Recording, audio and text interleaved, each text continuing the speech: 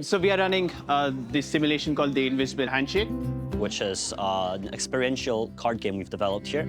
This is to sort of convey a few basic economics theories. We've been running the games-based learning lab at Adam Smith Business School. The idea is to try and share simulations and games with other academics so that they can use it in their practice. Having Jan and Prajjwal deliver their session to academics was really exciting. We're actually running it today with academics and other folks from across the school and the university to get some feedback both on sort of the theories of what we've put together as well as any potential recommendations for how this could be used in an educational setting.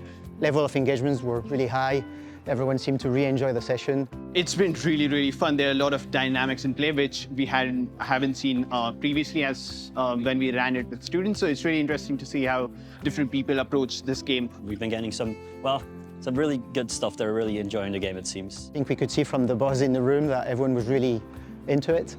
They got, I think, really useful feedback from academics, which is what they were looking for. So this project was developed as a legacy for Adam Smith 300, and we want to see this implemented in many university courses. Smith may be seen today as some kind of character, representation of the free market, but his thinking goes so much deeper than that. It involves a whole lot more things. And this is really meant to be just an introduction to what Smith has thought and how Smith thought.